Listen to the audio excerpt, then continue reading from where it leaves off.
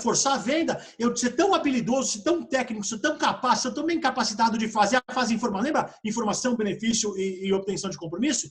Fazer tão bem a fase de informação, mostrar tão bem meus benefícios, que a obtenção de compromisso não é uma coisa que eu estou empurrando, mas o cliente é que está falando, puxa, você não me vendeu nada, eu que decidi comprar. Então, eu vou mostrar para vocês agora 6 técnicas de obtenção de compromisso que podem ser utilizadas em qualquer uma das etapas do processo de venda de vocês. Primeira técnica é a técnica do fechamento tentativo ou do termômetro. No que consiste essa técnica? É você começar a fazer algumas perguntas para o teu cliente para sentir se ele está na temperatura certa, se ele está no momento de fechar. Então, você vai fazendo... Aqui tem um exemplo. Ó. Até esse momento, será que eu consegui transmitir para o senhor os benefícios que está usando o nosso sistema? Ou o senhor percebeu quanto vai ganhar ou deixar de perder? Lembra as 4 razões para comprar alguma coisa? Eu tenho que levantar na fase de informação. Qual dessas 4 é o gatilho de compra do meu cliente? Se eu descobrir que é ganhar dinheiro, se eu fizer a pergunta, então, você percebeu como eu vou te ajudar a ganhar dinheiro? Ele fala, eu estou percebendo. Opa, você está sentindo que a temperatura está quente. Se ele fala, não, eu não vi nada, a temperatura está fria. Não adianta você querer ir para a próxima etapa. Você tem que voltar lá atrás, informação, benefício e obtenção de compromisso. Técnica no termômetro, você vai sentindo a temperatura. Se você sente que está na temperatura, você vai para a próxima etapa do processo, seja lá qual for. Eventualmente, a próxima etapa do processo é fechar o negócio efetivamente. A segunda técnica é a técnica do fechamento por partes, ou avenida de sims. Eu vou passar para o próximo slide. Aqui eu tenho uma explicação, depois vocês recebem essa apresentação, tá, pessoal? Então não se preocupem com isso, mas acho que aqui no slide fica mais fácil de explicar. Os estudos mostram que o ser humano, quando ele fala 3 vezes sims, ele responde 3 vezes seguidas sim para perguntas diferentes, dificilmente ele fala não depois disso. Se vocês já andaram de avião e já andaram em algum aeroporto, vocês já viram no saguão do aeroporto aquele pessoal que fica com umas malas de rodinha, falando, ei, meu senhor, por favor, quer ganhar um brinde? Eles usam exatamente essa técnica de avenidas de sim. Então, eles fazem o seguinte, olha só, meu senhor, você quer ganhar um brinde? Ele fala, sim, olha só. Quer ganhar um brinde? Primeiro, sim. Aí ele pergunta, você se interessa por leitura? Me interessa. Que leitura o senhor se interessa? Me interessa por esportes. Quer ganhar uma revista de esportes? Sim. Tive o segundo sim. Ele quer ganhar um brinde, ele se interessa por esportes. Aí ele pergunta assim, e você gostaria de ganhar uma mala também, totalmente de graça? Sim. Reparem que eles estão usando exatamente a técnica de avenidas de sims, ou seja, a técnica consiste em você fazer 3 perguntas no mínimo, que vocês têm certeza que o teu cliente vai responder sim. Na hora que ele fizer 3 perguntas seguidas, dificilmente ele fala não. Então, o exemplo que eu coloquei aqui, ó. Você compreendeu como iremos resolver o seu problema? Sim. Você concorda que a solução irá ajudar a economizar tempo? Descobri que aquele era o gatilho, né? Sim. Você se sente confortável com o nível de informações? Sim. Vai pro abraço. Poxa, então, o que falta para a gente fechar o negócio? Então, a técnica de avenida de sims ela é muito útil e muito prática. A terceira técnica é do fechamento resumido. Nessa técnica, a gente vai apresentar para vocês, basicamente, eu vou dizer o quê? Eu vou resumir tudo que eu entendi que é benefício para você. Lembra benefício, né? Valor é benefício menos custo. Tudo que é benefício para você, nos seus gatilhos de compra. E, ao resumir tudo isso, eu falo, ó, dado que eu tenho isso, aquilo, aquele outro, vamos fazer negócio? Vamos passar para a próxima etapa? Posso mandar uma proposta? Posso te mandar o contrato? E assim por diante. Então, agora eu vou resumir para o senhor que você vai receber, ganhar e com todas as vantagens que são úteis para o senhor. Né? Então, essa é uma técnica muito boa. A outra técnica que eu quero mostrar para vocês, eu vou mudar de tela de novo, gente, só um segundinho, eu quero desenhar para vocês.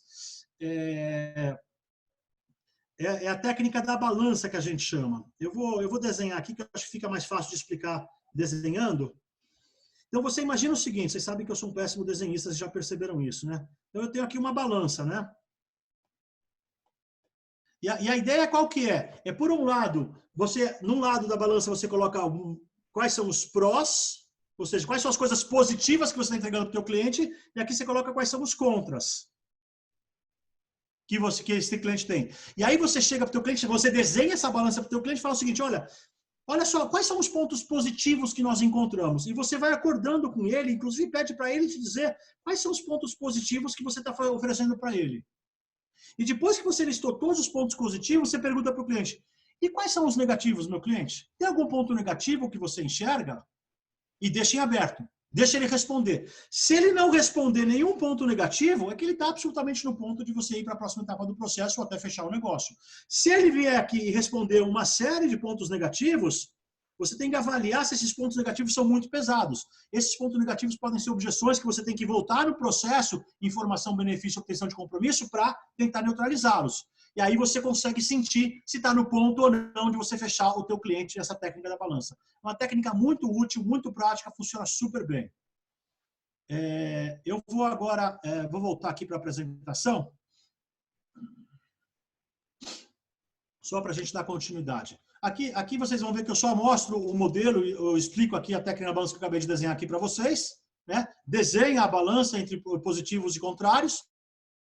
Você tem a quinta técnica, fechamento pelo medo de perder. Essa técnica é muito simples, eu sempre recomendo que a gente use ela com parcimônia. O que significa usar com parcimônia? Cuidado para você não blefar, porque se você blefar, você e o cliente não aceitar o teu blefe, você fica numa situação delicada. É muito comum de você ver essa técnica do medo de perder em sites de reserva de hotel, por exemplo. Você entra lá no Booking, quer reservar um hotel para uma viagem, e aí ele fala assim, só restam 2 quartos. Esse só restam 2 quartos é claramente a técnica do medo de perder. Ou seja, você chega para o cliente e fala, olha, eu quero muito te atender. Vamos supor que eu vou vender uma consultoria para alguém. Eu queria muito te atender, mas olha, eu estou preocupado que mês que vem eu estou com o mês quase todo tomado. Então, se você não definir logo, eu corro o risco de não conseguir te atender. De novo, cuidado para não mentir, não blefar. Porque imagina se eu falo isso para um cliente, que eu estou com o mês quase todo tomado. Aí o cliente fala, não, mas eu não vou decidir agora. Na semana que vem ele me ligar e ele fala, vamos marcar a reunião para a semana que vem? Ah, claro, semana que vem eu estou com a semana inteira livre. Eu falo, mas espera um pouquinho, você disse que estava todo tomado, agora semana que vem está livre? Então, cuidado para usar, use com parcimônia, para não correr o risco de você ser pego na curva, tá? Mas ela funciona muito bem. E a última técnica que eu queria mostrar para vocês, ela se chama técnica de 2 perguntas fechadas. Basicamente, você utiliza essa técnica, ela é muito prática para marcar reunião com o cliente. Então, vamos supor que você quer marcar uma reunião com o cliente, e aí você fala, bom, então eu vou o seguinte, meu querido amado cliente, que tal a gente se reunir na segunda às 10 da manhã ou na terça-feira às 4 da tarde? Faz 2 perguntas fechadas para ele, dá 2 opções e deixa ele responder. E a técnica mostra que realmente tem que ser 2 perguntas, não pode ser nenhuma, nem 3. 2 funciona melhor. Porque a hora que o cliente recebe 2 opções, ele se sente compelido a te responder. Uma, outra ou uma terceira. Mas nesse meu exemplo, segunda-feira às 10 ou terça às 4 da tarde, se ele fala, não, eu só posso na quinta às 11, você fala, tá bom, quinta às 11, vamos reunir do mesmo jeito. Obtive meu compromisso, consegui sucesso, por mais que eventualmente não tenha sido na segunda ou na terça.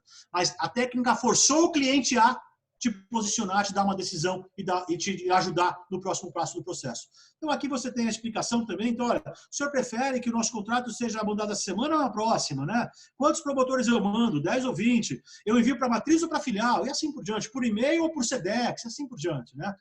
2 perguntas fechadas funcionam muito bem.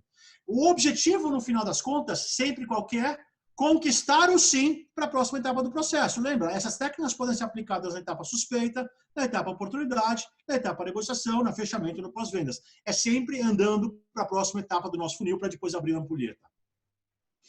Quais são as 5 objeções clássicas que a gente ouve mais as pessoas fazerem?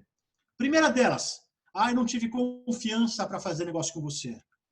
Eu não tenho essa necessidade. Não tenho necessidade disso. Eu estou sem dinheiro. Não tenho a menor pressa para isso daqui. Não me emocionou. Não tenho nenhum desejo para fazer negócio com você. Essas são as objeções clássicas que a gente acaba ouvindo quando a gente ouve do nosso vendedor por que o cliente não comprou. Eu vou traduzir as objeções clássicas numa tradução mais livre, né?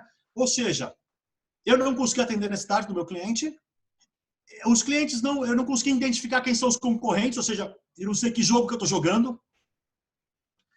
A proposta foi colocada muito antes do cenário estar mapeado. Eu me antecipei para colocar uma proposta quando o cliente ainda não estava no ponto, não estava quente. Eu não consegui aquecer esse lead de forma adequada. Eu não falei com os decisores, tive problema no meu mapeamento. E faltou entender quais são os critérios de decisão do meu cliente no processo de compra dele. Reparem que a grande maioria dessas objeções, elas se encaixam aqui principalmente na fase informação do meu processo de vendas, da fase informação da minha reunião de vendas. Lembra que eu falei que os vendedores são negligentes na fase informação? Eles pulam ela e vão direto para o benefício? E eles acabam acarretando numa proporção muito maior nessas 5 objeções clássicas por justamente sermos negligentes na fase informação. Se a gente faz uma fase informação bem feita, é impossível eu não conseguir atender a necessidade do cliente, a não ser que meu produto, meu serviço não atenda de vez. É impossível eu não entender quem são os meus concorrentes, a não ser que eu não tenha feito bem feito. Não é possível eu não ter sentido se era o momento certo. ou errado de botar a proposta. É impossível não ter certeza se eu estou falando com o decisor ou não. E é impossível eu não entender qual é o critério de vendas dele. Tudo isso acaba acontecendo se eu faço uma fase de informação bem feita em cada uma das etapas das minhas reuniões de vendas do processo de vendas. Vou trazer para vocês agora umas estatísticas desenvolvidas pela National Sales Association. Quando ele arrumar emprego, quando tiver tudo ok, às vezes você vai... o microfone, por favor? Obrigado. Então, essas estatísticas são muito interessantes, que vão mostrar para vocês por que algumas empresas têm grandes vendedores e uma outra massa de muitos vendedores que são só mais ou menos. Olha que interessante esse estudo. 48% dos vendedores nunca fazem follow-up de um contato. 25% dos vendedores param no segundo contato. 12% param no terceiro contato. 10% fazem mais de 3 contatos. Apenas 2% das vendas acontecem no primeiro contato. Apenas 3% no segundo contato. Apenas 5% no terceiro contato. 10% no quarto contato. E 80% das vendas acontecem no quinto ao 12º contato. Ora, bolas, se só 10% dos meus vendedores fazem mais de 3 contatos e 80% das vendas acontecem no quinto ao 12º, é claro porque que alguns vendedores são excepcionais e uma grande massa não. É claro, porque as pessoas abandonam, eles simplesmente não são resilientes o suficiente, não têm um processo bem desenhado, não seguem as etapas do processo, não fazem o protocolo que tem que ser feito. Essa é a importância de você entender o teu cliente, entender o processo, fazer a reunião de venda nas 3 etapas, informação, benefício e obtenção de compromisso. Porque no final das contas, a hora que você conquistou o cliente, o teu objetivo qual que é? É você vir aqui para a jornada do cliente e aí você vai escalar e crescer esse cliente. E aí por isso que muitas vezes, muitas empresas separam a equipe que faz a escalada e o crescimento do cliente da equipe que faz a conquista do cliente. Porque são perfis e perfis diferentes e características de relacionamento muito diferentes uma das outras. Porque o segredo, no final das contas, na hora que você conseguiu conquistar o cliente, na hora que abre a ampulheta, é você plantar as sementes e, a partir do plantio dessas sementes, você, de fato, colher os seus frutos. E uma dica que eu queria dar para vocês, a gente já está chegando no final e a gente pode abrir para algumas perguntas, uma dica que vale a pena é você sempre pensar o seguinte, sempre entrega um pouco mais do que o cliente espera. Se o cara espera que você entregue 100, entrega 110. Porque na hora que você supera a entrega, supera a expectativa do cliente, ele passa a ser um absoluto defensor da tua empresa, da tua marca, do teu produto, do teu serviço. Então, tenha sempre em mente que você prometeu entregar 100, entregue 105, 110, 115. Entregue sempre um pouco a mais, porque isso vai fazer com que o cliente fique surpreso e provavelmente se torne um fã da sua empresa, da sua marca e do seu serviço. Porque no final das contas a gente quer o quê? Fidelizar o nosso cliente. E fidelizar nada mais é do que ter um cliente que esteja disposto a continuar a prestigiar a minha marca ao longo do tempo e recomendar a minha empresa. Portanto, eu quero construir pontes de confiança, relacionamentos de confiança de tal monta com o meu cliente, em que, quando der um problema, ele vai se sentir absolutamente confortável para me falar e eu resolver, e vai se sentir absolutamente confortável também para me indicar para outros e assim por diante, e me trazer novas oportunidades de negócios, produtos, serviços que eu possa vender para esse cliente. Porque, afinal de contas, o nosso cliente é a nossa melhor propaganda. Porque melhor do que eu falar bem de mim mesmo, é o meu cliente falar bem de mim. Na hora que o cliente fala, não, olha, o Flávio é bom pra caramba, para um outro cliente, tem muito mais valor do que eu chegar para o cliente e falar, eu sou bom pra caramba. Claro, eu vou falar mal de mim mesmo, mas quando um cliente meu fala bem de mim para os outros, isso tem uma força monumental. Portanto, você fidelizar e criar essas pontes de confiança, entregar sempre mais do que ele espera, o teu cliente vai se tornar um porta-voz e você, de fato, vai ter a referenciação que a gente tanto quer. Para a gente concluir, aqui eu tenho aqui alguns slides, alguns livros, tá? Só alguns, tá? Que fazem algumas referências. Algumas das coisas que eu mostrei para vocês foram tiradas de alguns desses livros, outras eu aprendi e desenvolvi ao longo da minha vida como executivo de área comercial e marketing e vendas, tá? Mas ficam aqui algumas referências bibliográficas. E eu queria agora abrir o espaço para perguntas. Se alguém quiser fazer alguma pergunta, ou já tiver feito alguma pergunta, para mim vai ser uma satisfação agora entrar no bate-papo, que, como o Pádua falou agora há pouco, vamos fazer o bate-papo, que talvez seja a parte mais interessante de todas. Ô, meu amigo Flávio. Fala, Fábio. Bom, primeiro é um prazer tê-lo aqui com a gente. Prazer é meu. Obrigado. Excelente exposição. Depois eu vou fazer várias perguntas fora aqui Vou fazer uma aqui, mas depois vou fazer várias outras fora aqui da nossa apresentação. Eu vou fazer a primeira pergunta da Neide. A Neide é da Tetraferro. Uma pergunta que ela mandou já há algum tempo aqui. Ela pergunta como remunerar esse profissional farmer. Como é a remuneração? Pergunta é ótima, né? Remuneração de equipe de vendas é um capítulo à parte. Eu nem resolvi entrar nela hoje aqui, porque se eu entrasse eu ia ficar mais 3 horas falando sobre isso, né? Mas tentando ser objetivo para a Neide, normalmente a remuneração das equipes de vendas, seja o cara sales development, ou seja, aquela que vai transformar suspeitas em oportunidades, seja o vendedor, ou seja o farmer, são modelos diferentes, tá? O que você pode fazer com um vendedor farmer, vamos lá, eu tenho um cliente que eu já estou faturando com ele 10 unidades monetárias. E aí eu posso criar metas de quanto que eu quero que esse cliente cresça ao longo dos próximos semanas, meses e anos, e eu posso criar um modelo de remuneração em cima desses acréscimos de faturamento que já estão, entre aspas, garantidos com esse cliente. Essa é uma forma.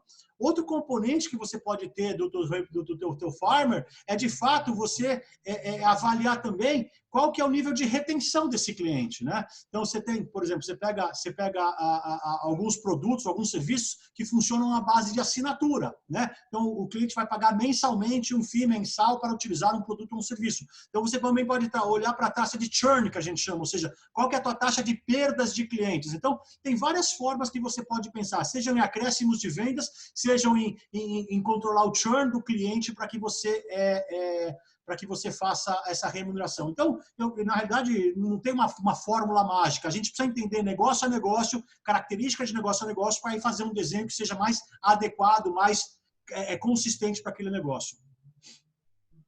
Maravilha.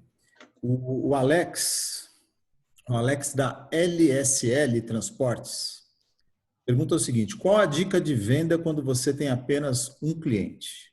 Boa pergunta. Ô, Alex, faz tempo que eu não te vejo aí. Um abraço. O Alex é cliente, eu fui orientador técnico da LSL por 2 anos e eu acho que é o Alex com quem eu trabalhava lá. A LSL tem várias unidades, eu trabalhei em 3 delas, mas quando você tem apenas um cliente, é um desafio, e a gente discutia isso na LSL nas nossas reuniões, né? Na verdade, a forma que você tem que pensar quando você olha para um cliente, só para vocês entenderem, a LSL é a empresa que faz toda a logística da Honda, só para todo mundo entender a pergunta do Alex, tá? Então, a LSL é uma empresa do Grupo Honda que faz toda a logística do Grupo Honda. Então, eles são uma empresa que tem só um cliente, o próprio Grupo Honda. Então, a forma que você vai mensurar o sucesso em vendas é, primeiro, a manutenção do teu cliente e o acréscimo de serviços que você pode vender lá. Né? Que eram, inclusive, as discussões que a gente tinha quando eu estava lá na LSL conversando com eles. Ou seja, hoje eu faço A, B, C no cliente, mas será que não tem outras atividades que eu poderia oferecer para esse meu cliente? E, F, G? Então, essa é uma forma que você tem quando você tem apenas um cliente. Você, de novo, como que eu consigo aumentar o meu share of wallet? Quando eu chamo share of wallet, o que eu quero dizer com share of wallet? É quanto que da carteira dele que ele tem para gastar com produtos ou serviços que eu poderia oferecer, quanto que ele de fato está gastando comigo. Se ele tem para gastar 100 e ele está gastando só 20, quer dizer que ele gasta 80 com outros. Se eu conseguir aumentar meu share of wallet de 20 para 40, quer dizer que ele passou a gastar só 60 com outros e ficou 40 comigo. Então, essa é uma das formas que a gente pode fazer quando a gente tem apenas um cliente. Maravilha. O Rodolfo Vasconcelos, ele pergunta, nesse contexto que a gente considera agora do novo normal, né, após Covid-19, o diferencial do vendedor será o domínio da técnica e mudanças comportamentais para ter mais e melhores resultados? Ufa, que pergunta difícil, Rodolfo. Boa pergunta, obrigado. Olha só, eu costumo dizer o seguinte, se a gente falar em técnica, né? Se a gente for dividir a técnica das pessoas, a gente pode dividir, talvez alguns já tenham ouvido essas 2 expressões que eu vou falar, hard skill e soft skill. Né? Hard skill, vou traduzir, hard skill significa conhecimento técnico específico. Então, se eu sou um engenheiro, eu sei fazer cálculo de resistência de material. Isso é hard skill. Soft skill são as relações interpessoais. Então, eu acho que no final das contas, o segredo no final das contas do sucesso de qualquer vendedor hoje e no futuro, e principalmente hoje, nesse momento que a gente vive, tá muito mais relacionado a soft skill do que hard skill. Muito mais uma questão de adaptabilidade. Como que eu vou me adaptar para fazer? Por exemplo, olha a adaptabilidade que eu tive que ter aqui com vocês para fazer esse nosso encontro. Porque se isso tivesse acontecido há 2 meses atrás, provavelmente a gente estaria não os 5 associados do interior de São Paulo fazendo um encontro, mas talvez fazendo 5 encontros em 5 salas específicas, seja no associado, seja no hotel, e eu na frente do Flipchart estava desenhando para vocês o processo comercial e passando o PowerPoint num projetor. E eu tive que me adaptar, eu tive que descobrir um jeito de como que eu conseguia desenhar para vocês e explicar desenhando sem ter a presença física, e assim por diante. Então, eu acho que está muito mais nos soft skills, na adaptabilidade, mas claro que tem que ter uma base de hard skill, né? Você tem que ter uma base de conhecimento técnico mínimo. Se você não tiver um conhecimento técnico mínimo, você te pega na curva, né? Você não tem resposta para dar, você fica complicado. Mas eu acho que está muito mais na tua capacidade de se adaptar, de construir pontes, de garantir satisfação do cliente, entregar 110% acima do que o cliente espera, do que o hard skill, ou seja, o conhecimento técnico propriamente dito. Muito bom. A Fabi, deve ser Fabiana, me perdoe se eu errei, mas ela pergunta o seguinte, da Baixada Santista: quais gatilhos mentais mais adequados para bens de consumo? Ufa! Olha só, quando a gente fala bens de consumo, boa pergunta, Fabi, eu falo ufa porque não tem uma resposta absoluta, né? Não tem uma resposta absoluta, porque tem vários gatilhos mentais que você pode utilizar. Por exemplo, o gatilho da escassez. Aquela história das técnicas que eu mostrei, lembra? O medo de perder? A escassez. Lembra o que aconteceu logo no começo da pandemia? Você ia no supermercado, não tinha papel higiênico. Por que não tinha papel higiênico? Porque saiu na notícia na internet, se é verdadeiro eu não sei, ou não, eu imagino que seja, que nos Estados Unidos estava faltando papel higiênico. O que aconteceu com as pessoas? Isso instalou um gatilho mental nas pessoas. Falando, se faltou lá, vai faltar aqui. Vou correr para o supermercado. Vai para o supermercado, eu precisava comprar 12 rolos, o que eu faço? Não, vou comprar para 2 meses, vou comprar 48 rolos. E eu entuchei a minha casa de papel higiênico, e aí quando o Flávio foi lá comprar papel higiênico, tinha acabado, porque todos os outros entucharam a casa de papel higiênico. Esse é um gatilho mental, da escassez, né? Esse é um deles. Mas existem diversos gatilhos mentais que você pode fazer. Por exemplo, se você vende um produto que é para criança, o que as marcas fazem quando fazem produtos para as crianças? Eles colocam o produto na prateleira numa altura dos olhos da criança. Porque a criança vai gritar do carrinho. Quer dizer, hoje não grita mais porque não está ainda no mercado, mas gritava, né? Mãe, eu quero esse. Fiquei enchendo o saco. Eu lembro quando minha filha era pequena, eu tenho 3 filhos, a minha filha mais velha está com 20 agora, mas quando ela tinha 2, 3 anos, eu ia com ela no mercado e ela adorava rosa. E aí eu passava no corredor de material de limpeza, eu ia pegar um material de limpeza e ele falava, pai, compra rosa. Ou seja, por quê? Porque ela gostava de rosa, via um material de limpeza rosa, tinha da mesma marca o rosa, azul e o verde, eu comprava o rosa porque minha filha pedia.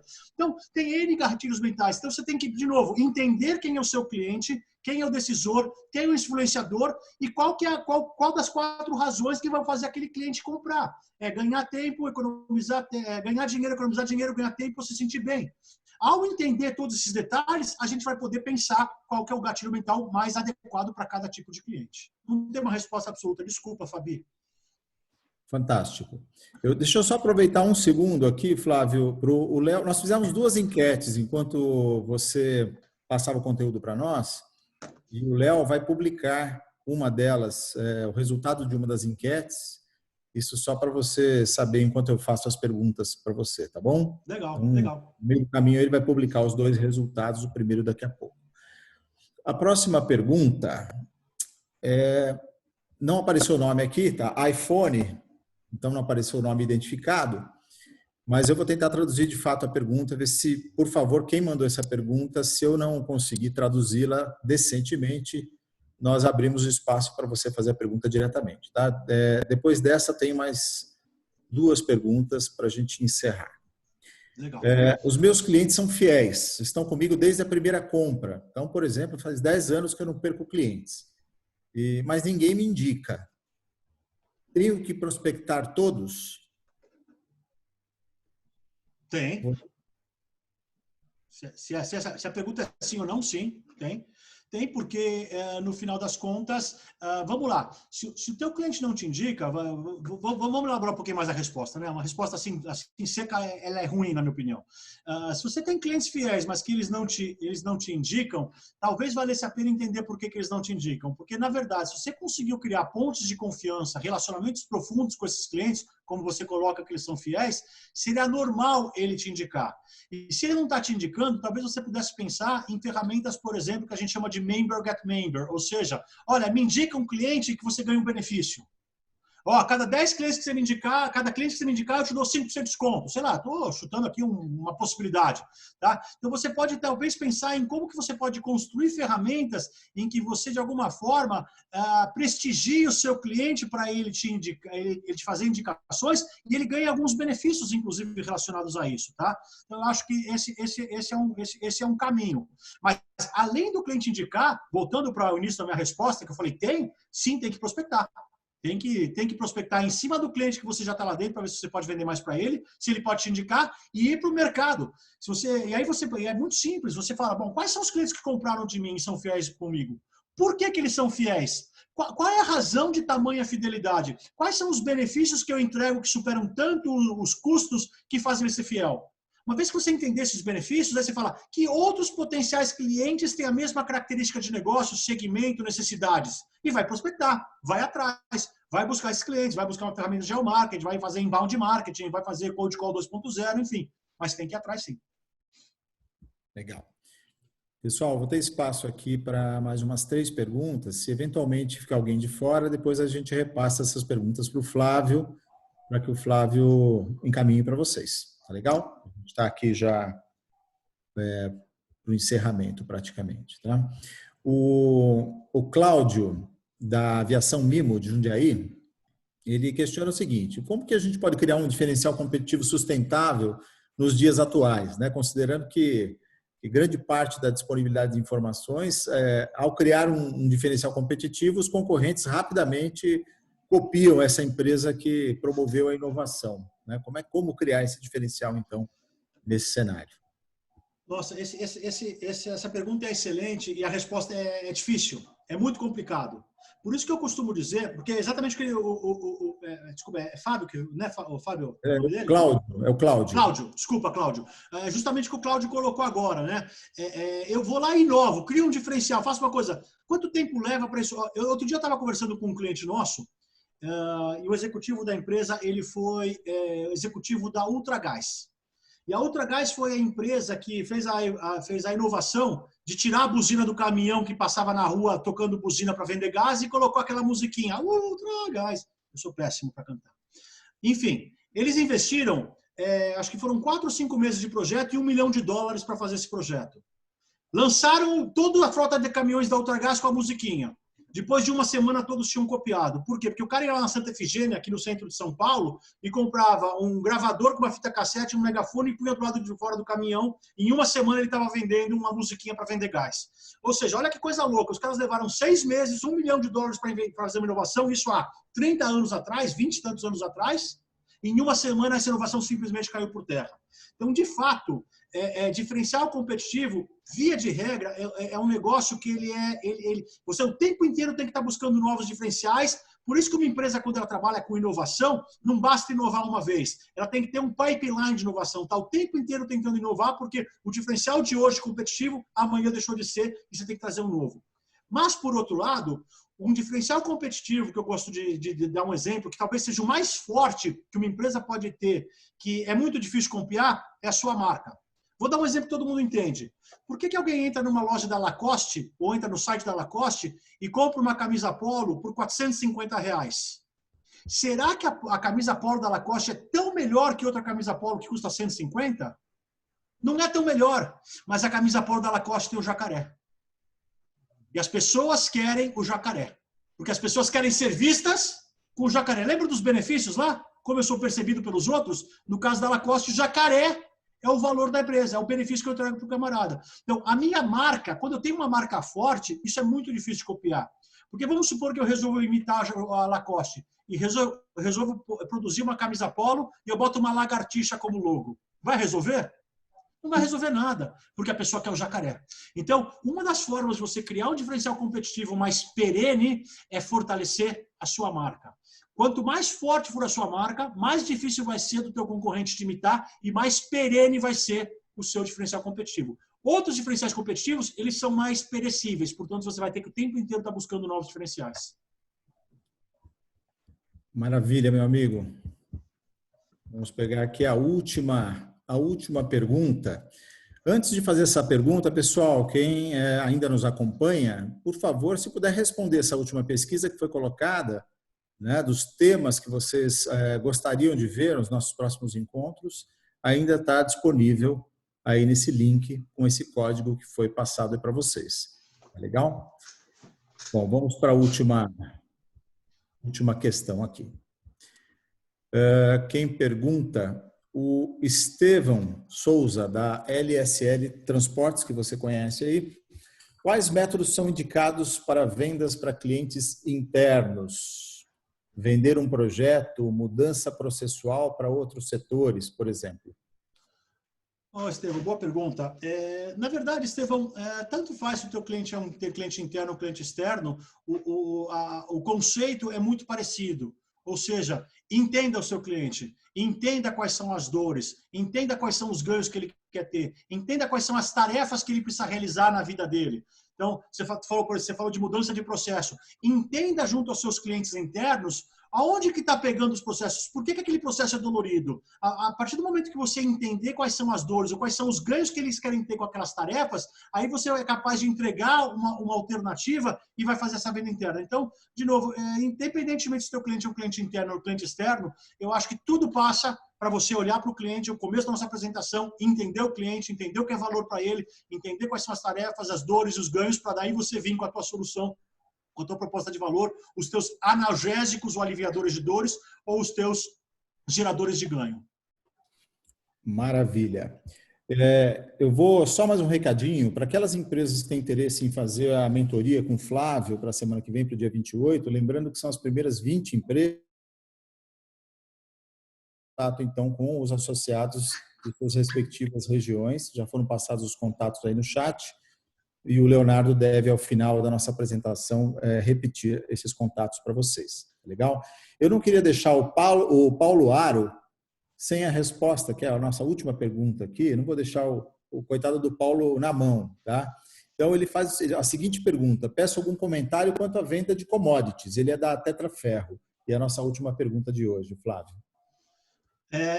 Commodity de madureza, né? Porque o que caracteriza um produto ou um serviço ser uma commodity? Porque serviço também pode ser commodity, tá, gente?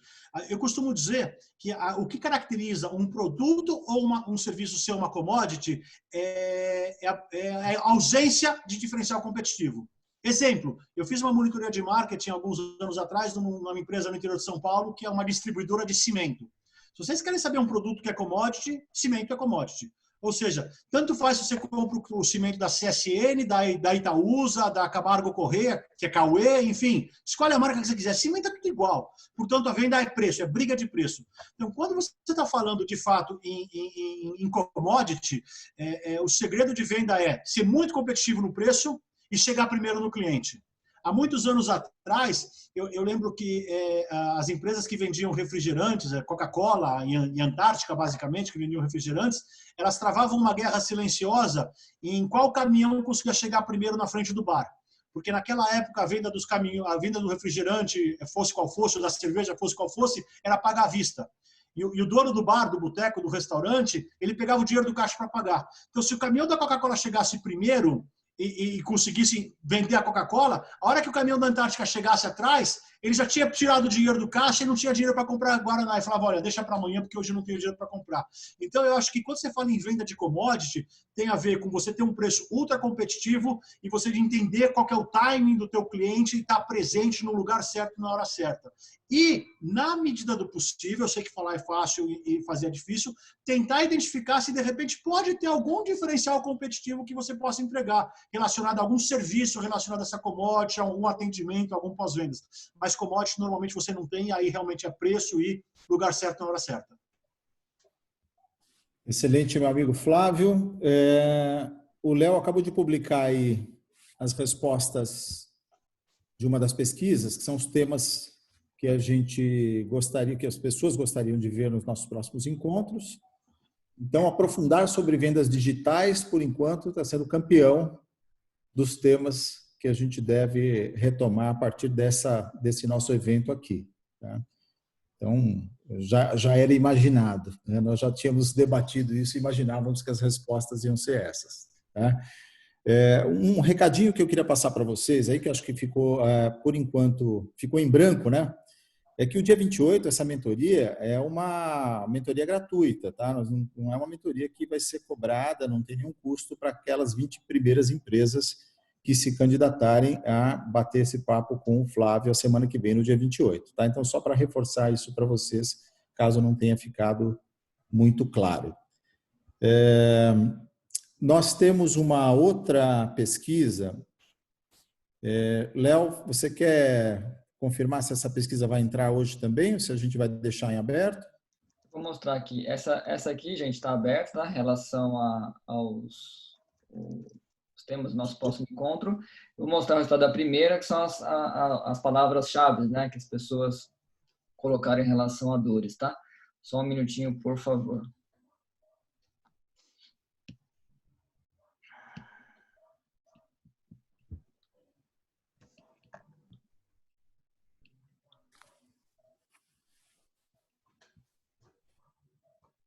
Enquanto o Léo posiciona a pesquisa, Flávio, eu gostaria de, em nome de todos os associados, te agradecer por essa apresentação. Gostaria de agradecer todos os participantes que estão conosco, que estiveram conosco para essa apresentação de hoje. Eu acho que foi uma belíssima de uma aula e faz a gente refletir bastante quando voltar lá para as nossas empresas, né? Bom, tá aí as palavras que mais representam os desafios ou as dores, né, que as organizações estão sentindo hoje. Né? Futuro, vendas, incerteza, gestão de pessoas, desenvolvimento do mercado, vendas, viagens pós-pandemia, venda, né? Viagens pós-pandemia, caixa, decisões rápidas, ineficácia. Posso entrar no Zoom, bom? Venda de produto, desinformação, processos. Então, chacoalhando essas palavras todas, futuro apareceu como uma palavra mais votada, ou seja, né? O que vai ser desse nosso futuro aí? Né? Flavião, meu amigo, mais uma vez, um grande abraço para você, aos nossos fantásticos associados do interior de São Paulo e aos nossos amigos que estão aqui presentes. Um grande abraço para todos, um bom retorno a todos aí para suas atividades. Abração, pessoal. Obrigado. Boa noite, obrigado. Obrigado, gente. Boa noite. Valeu.